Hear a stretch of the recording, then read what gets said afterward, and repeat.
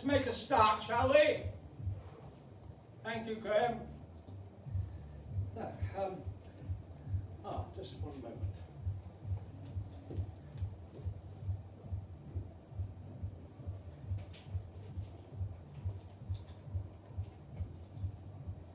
I'll be right with you.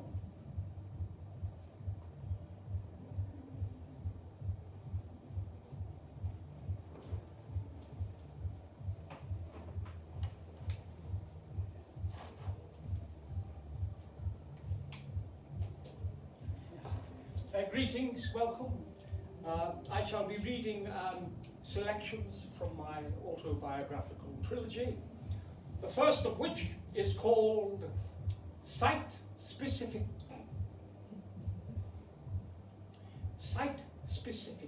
Breakdowns. I think I'm having one now. And also from the second in the series, entitled Theatre, What a Life! Life! What a theatre. And from the final part of the trilogy, which is currently available in bookshops and copies of which I'll be signing afterwards in the toilets, simply entitled The Physiognomy of a Polymath. Well, I'm a firm believer in media res, so let's start with the climax, shall we? Crosswords down. Here we go. Crosswords down! Oh, what a bloody phone. No. Here we go. So, there I was, in the dressing room of the Novelty Theatre, 25 minutes before curtain up, not a stitch on. In bursts the director, practically took the dressing room door off its hinges, looks me straight in the eye and asks me the question that we actors both dread and desire in almost equal measure. Can you play the game? Well, I remember being a tad confused because, well, we were doing a coward at the time. Just a spit and a cough for me, and the money wasn't very good. But there was practical pork pie in the first act. In those days, the pork pie was always the clincher. It transpires that the actor across the road at the Lyceum playing Hamlet, Simon something or other, you won't have heard of him, drinks like a fish. Lovely theatre, the Lyceum, but a tad commercial for my liking. Anyway, this Simon chappie had come down with a dose of something. In this line of work, we don't go into details, professionalism and all that, but it had become apparent that even Dr. Theatre was not sufficiently versed in the medical profession to deal with this particular monster of an infection. Cut a long story short, they were, understandably, in a panic. Now, it transpires that the director of the Danish play, had gleaned from my coward program notes that in my youth, when my legs were a bit sturdier, that I had been in the multi-award-winning St. John Brandage production of Hamlet in the early 70s, and that I had understudied the Brandage himself. True, that usually gets a round of applause. Well, Graham, you were right, Graham. They are a tough crowd. Meanwhile, back in the dressing room of the Novelty Theatre, Jonty, oh, terrible scandal. Nothing proven. Jonty is awaiting my response to his "Can you play the Dane?" question. I look Jonty straight in the eye, and cool as a cucumber, I say, actually I didn't say anything.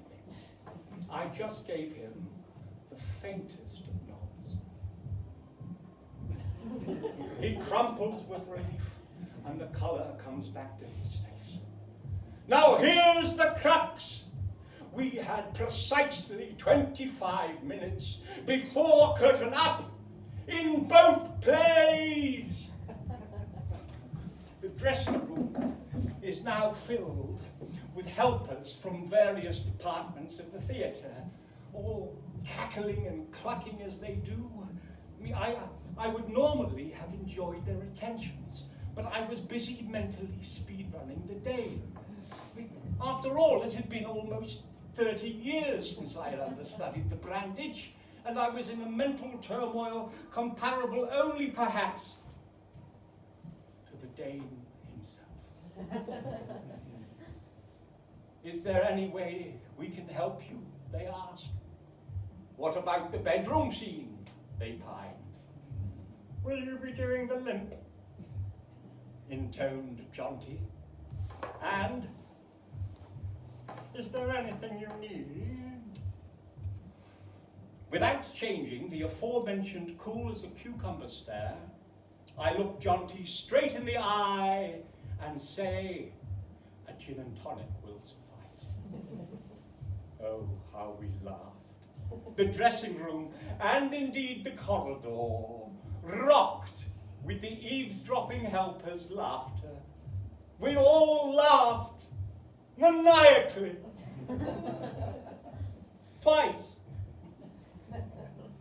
But here's the crux. Oh, Jonty! Yes, come in, you lovely man. Yes, do take a seat. Oh, Jonty, you might want to lose that mackintosh. It's frightfully warm in here. Yes, not the dressing room. The cloakroom is just. Yes, lovely man. Poor Jonty. He sweats for Scotland and England and a good portion of Wales. Well, we might as well just wait for him. Oh, Jonty and I have a little wager of £50 to see if I can get through this evening without swearing. He gets £50 every time I do.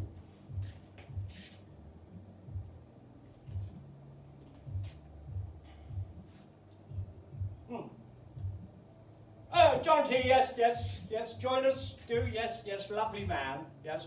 Prepared to part with that £50. Yeah. Oh, yes, now here's the crack. Oh, dear. My back. Other side now. Is there a masseuse in the house? Oh, how fortuitous. You should be sitting in the third row. Can we talk after the show? We'll come to some sort of financial arrangement. Yes? Very good. Yes. Oh, do you do a 10% discount for Knights of the Realm? Well, let's talk after the show, yes. Oh, more about the knighthood malarkey later. Now, where was I? Dear. Dressing room, Dane, cunnilingus, Jonty. Yes! Now here's the crux! I struck upon the following stroke of genius, if I say so myself, and I do say so myself. It is a well-known fact, indeed there is no better-known fact, within European theatre, that Hamlet does not make an entrance into the play which bears his name until Act 1, Scene 3, line 168, to be precise. So, with a little jiggery-pokery and some astute underdressing, which, let's face it, is exactly what tights are. I could do the first 3 scenes of The Coward, polish off the Melton Mowbray, and saunter across the road to the Lyceum just in time to say, a little more than kin and less than kind, which, for reasons better known to Hephaestus and Athena, the gods of creativity, I decided I would deliver in my almost perfect German. Well, let's face it, what modern audience wants to sit through Hamlet's purple passages in Elizabethan English for the 100th time? As soon as I hear to be or not to be, oh, frankly, I just want to nap. But give an audience sein oder nicht dein Sankt deist ist thy Frage, and it gives it a certain frisson. The audience tend to prick up its ears and hear the entire soliloquy, indeed the entire play, afresh, in German. So I do the first 3 scenes of The Coward, and with only slight indigestion from the pork pie, I jog over to the Lyceum with a small entourage to fulfill my dramatic destiny.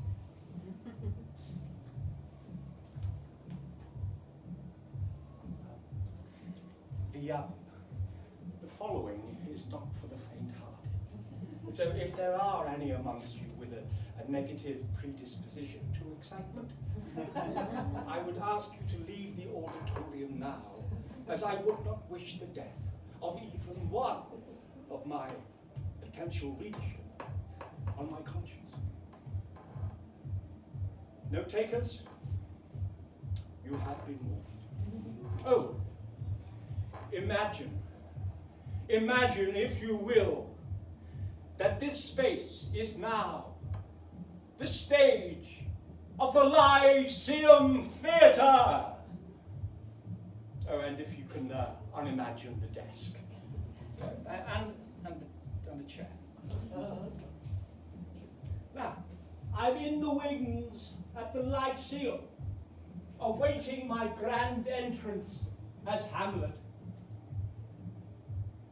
If life is a series of moments, then this indeed was a series of moments. It is 8:05 p.m. in real time, a chilly September morn in Elsinore, Denmark. About 11 a.m., judging by the ambient stage lighting. Graham, it's supposed to be 11 a.m. This looks more like 3 in the afternoon. Come on, keep going, stop! Yeah, back a bit, stop! Perfect, 11 a.m. Thank you, Graham, you'll work again. My cue approaches. I wait. Jonty, who was standing by my side just now for moral support, has just fainted.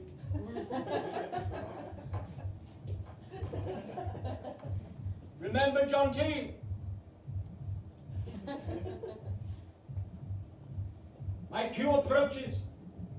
I wait. My cue comes. I wait. I enter. Almost exactly on cue. Not in the familiar fashion. Oh no. But trotting backwards and waving goodbye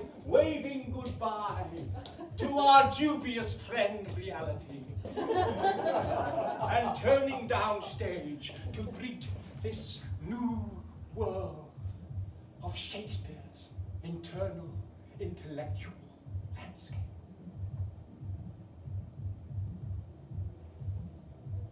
Not a sound. Palpable, blissful expectation written on every audience member's face. A bit like that.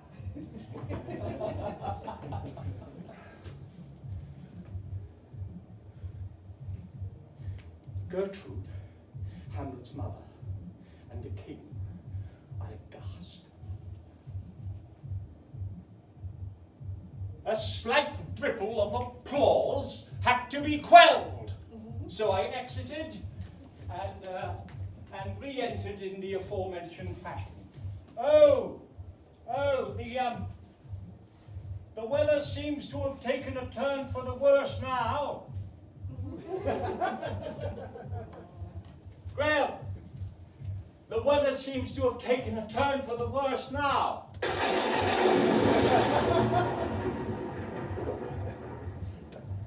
Graham, we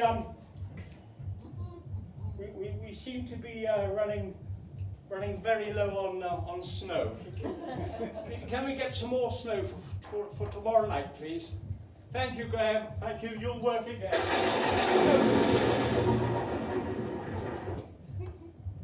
£30 an hour. So, yes, snowstorm, turning downstage. Please notice the position of the feet and the left hand. This denotes Hamlet's antic disposition. All other actors wait till Act 3, Scene 2 in order to demonstrate Hamlet's madness, but I like to chuck it in at the top. Audiences love it, particularly in the provinces. Sein oder nicht sein. Seid dein dies, dein Fleisch.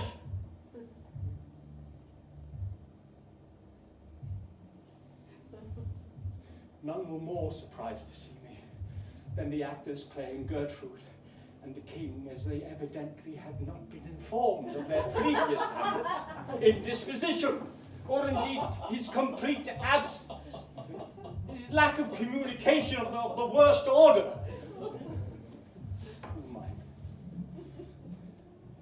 I know them.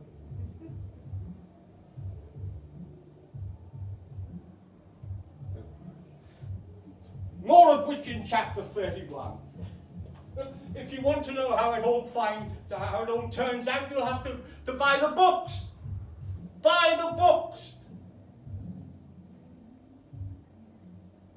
But just to give you a taste of it, the bedroom scene, in which my own particular Hamlet's overtly Oedipal confrontation with his mother takes place, was described in the Torygraph as something that had to be seen.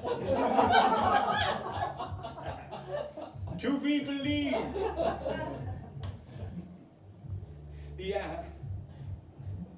The actress playing Gertrude received only minor injuries, and in my humble opinion, she did seek to, she sought to overplay those injuries, in my humble opinion. And why, oh why, did she wait until the very end of our Hamlet tour to file her charges? And how on earth did it get as far as the Old Bailey? You see, I had always considered the bedroom scene as a sort of dance, you know, a choreography.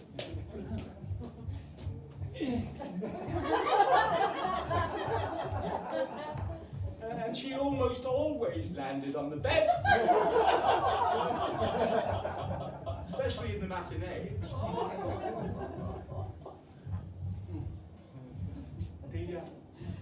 The press had a field day, of course.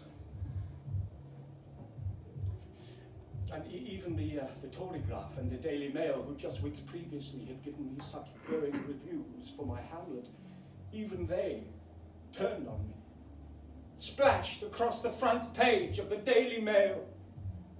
Knight of the Realm, Sir Love E. Dove, banged up for ABH. Actual bodily harm. The shame of it. The shame. Now the Old Bailey judge gave me a £3,000 fine and a cumulative prison sentence of 43 weeks. Cumulative because he gave me 1 week in prison for every performance in which I had supposedly assaulted her. 43 weeks. But I got out early due to A, good behaviour, and B, because I ran bi-weekly workshops on the sonnets of William Shakespeare. Just in a makeshift classroom on D Wing. These sessions were grossly underattended, of course. But apart from the occasional Monday sessions, which were populated by 3 special prisoners, gentlemen of particular and peculiar tastes, and 4 or 5 very, very violent prisoners, 2 of whom had to be restrained in their chairs by heavy metal chains.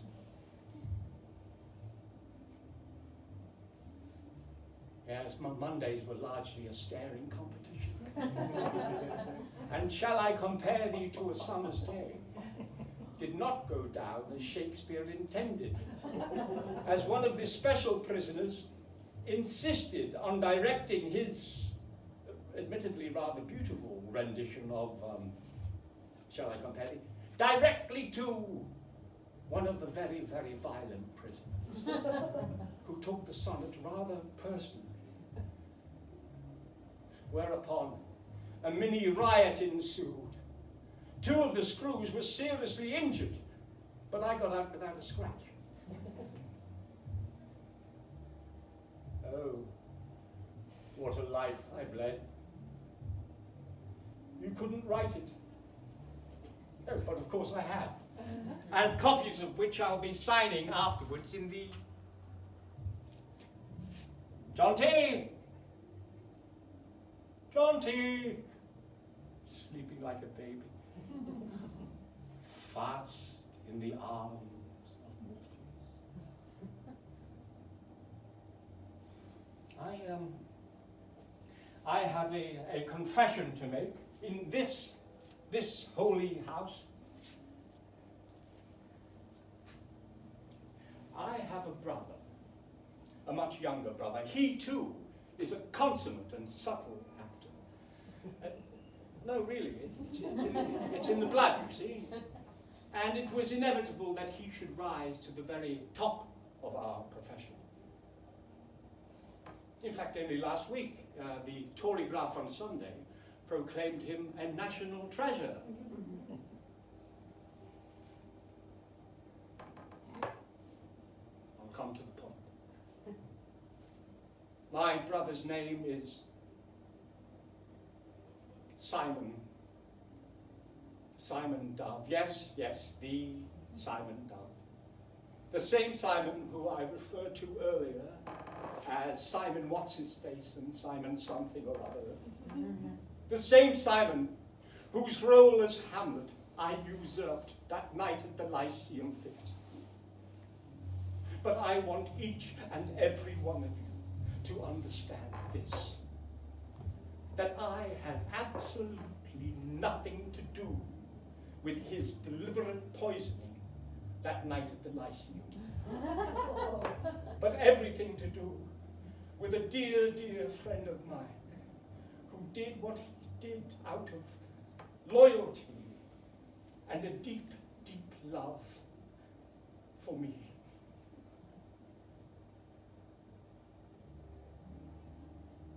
Fast in the arms of Morpheus. As if he didn't have enough problems, what with the whole, the the ongoing. Oh, dreadful scandal. Nothing proven. Now, where was I? Oh yes, I was in prison. Now, a few days after my release from prison, my theatrical agent, whom I'd once considered a friend, had the audacity to call me up to ask me if I would work on, wait for it, if I would work on television. It gets worse. If I would work on television as a supporting artist. We're not allowed to call them extras now.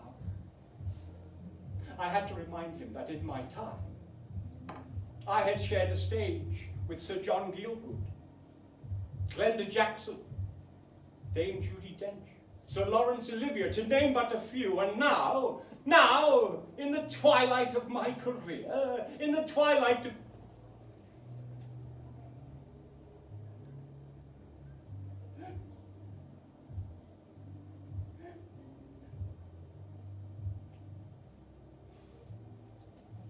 In the twilight of my life, he expected me to work as an expert, as a supporting artist. I told him it was akin to asking Stephen Hawking if he fancied resitting his 11 bloody plus. My agent's response, it could lead to better things. In a fit of pique, I slammed down the phone without even a goodbye.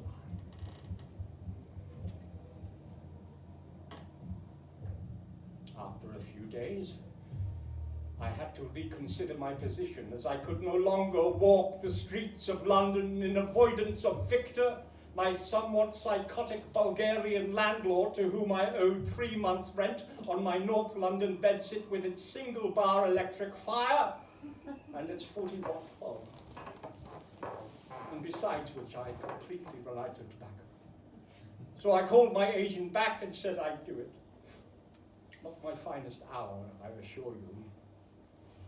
The very next morning I found myself nursing a large soda and lime on the set of an apparently successful soap opera called East Enders, where I witnessed a variety of actors being incredibly rude to each other, and all of whom seemed to have mistaken the art of acting for the art of shouting, much like our American actresses, film actresses, who mistake the art of acting for the art of flirting. That afternoon I was feeling more relaxed, so I ventured to ask the bald landlord of the Queen Vic if he was indeed serving real beer. A perfectly innocent question. But I was approached at pace by a young lady, our third assistant director, who told me in no uncertain terms, do not talk to the actors. And I thought of Johnny, Glenda, Judy, Larry, Orson, Maggie. Oh, Maggie. And all my beautiful friends with whom I had strode the stages of the world. And I wondered what they would have said, or indeed have done, had they heard that young lady bark, do not talk to the actors.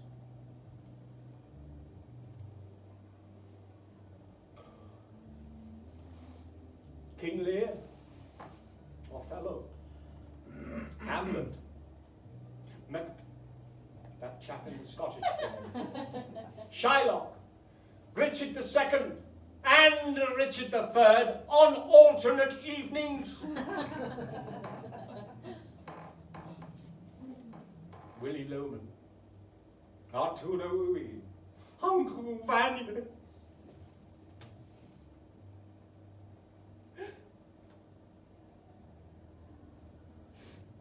Lost all is lost. I'm sorry.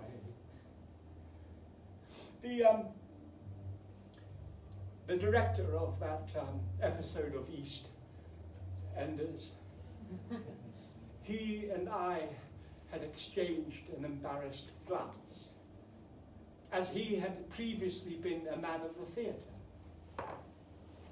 You see? And he had the decency and the good grace to pretend that he didn't know who I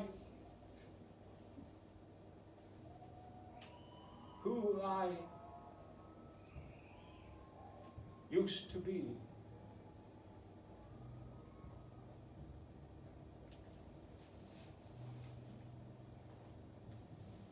I used to be, and I still am, and I always will be.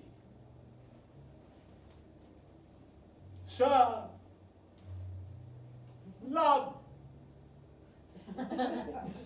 Eve, dove. Graham, that's the blackout. Oh, light, don't stop, lights up. You expect me to do my standing ovation in the dark? Here it is. Thank you, ladies and gentlemen.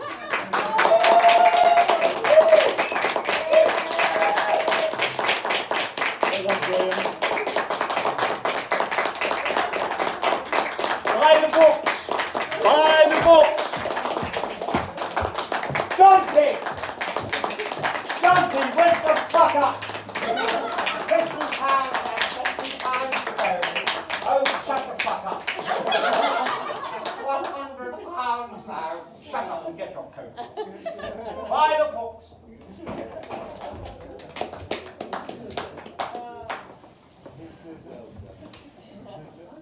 Well done.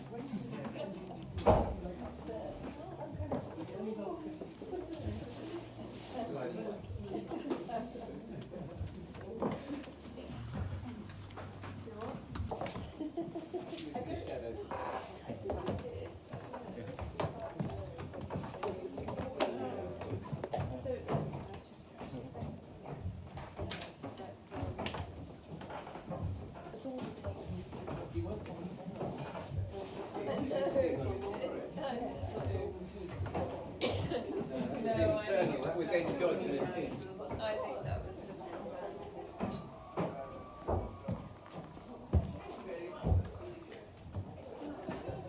So Maggie, the second time I've heard of Maggie tonight. We'll hear about Maggie all day tomorrow, won't we? Well, she wrote